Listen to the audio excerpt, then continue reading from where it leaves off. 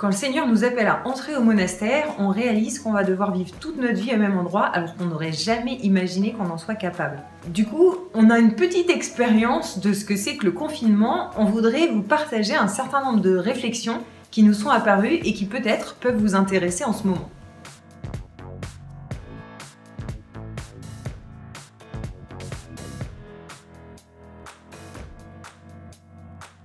Quand on vit toute sa vie au même endroit, qu'on a toutes ses activités dans le même lieu, comme c'est le cas pour nous au monastère, un point qui est très important, c'est de se fixer un horaire pour pouvoir être dans une logique d'alternance entre ce qui va être du travail manuel, du travail intellectuel, des moments de solitude, des temps qui vont être des temps communs avec d'autres.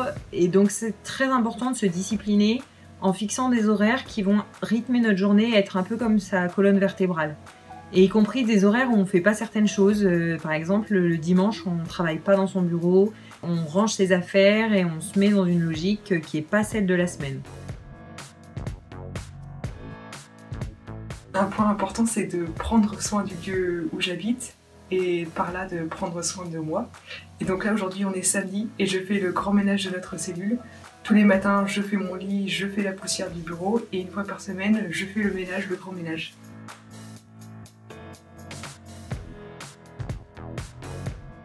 Une chose importante dans la vie cloîtrée, ce sont les habitudes pour pouvoir habiter pleinement le temps. Alors, des habitudes, des rites, on peut en créer plein. Alors, par exemple, je peux changer le décor de ma cellule en fonction des temps liturgiques. Je peux mettre la Vierge du temps de l'Avent, ou du temps du Carême d'ailleurs. Une Vierge relativement sobre, assez discrète, en bois, très simple. Et quand je passe au temps pascal, je sors ma petite statue de la Vierge du temps pascal, en pierre, un peu plus ornée, couronnée, un peu plus festive. Et ça anime en créant des rites et des signes qui me permettent de savoir à quel temps je suis.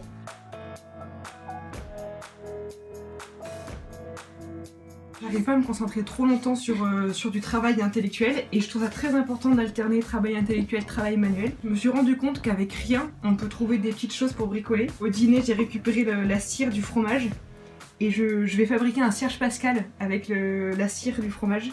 Donc on peut découper, faire des formes. Et après, avec un sèche-cheveux, on fait fondre un petit peu le motif qu'on a coupé et on le colle sur le cierge. Et ça, quand on va pas à la messe de Pâques, on peut quand même se fabriquer son cierge pascal.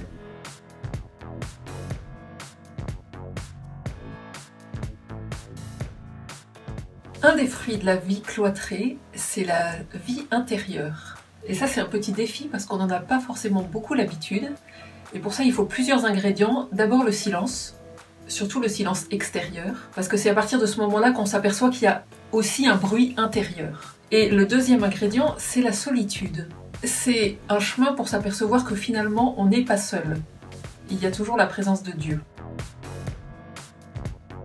La vie monastique où on est enfermé toujours dans le même lieu, c'est une vie qui devient une vie à la loupe, parce que tous les détails comptent. On s'ennuie pas parce qu'on apprend à regarder le détail de notre quotidien et tous les motifs d'action de grâce qu'il peut y avoir à la fin de notre journée. Et ça, c'est absolument magnifique parce qu'on se rend compte que même dans des journées qui ont l'air d'être entre guillemets toutes les mêmes, on voit qu'à travers des occasions de rendre grâce et de s'émerveiller de tout ce qui s'est passé, eh bien, on peut constater que le Seigneur est au rendez-vous et qu'il est l'éternel renouveau, l'éternel commencement et qu'avec lui, on s'ennuie jamais.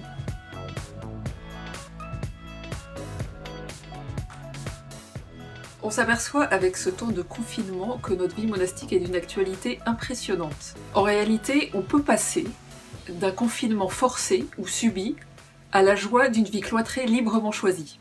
Alors n'hésitez pas à nous rendre une petite visite quand vous pourrez à nouveau circuler.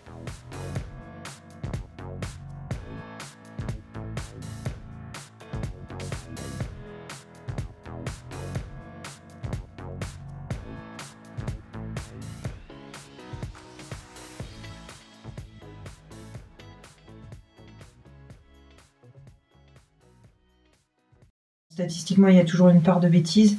Là, je le dis pour celui qui fera le montage, c'est la partie intelligente qui commence. Dans la vie cloîtrée, il y a quelque chose de très important, en fait, c'est le défi de la vie intérieure. Parce que quand on rentre au monastère, on est seul. On est seul.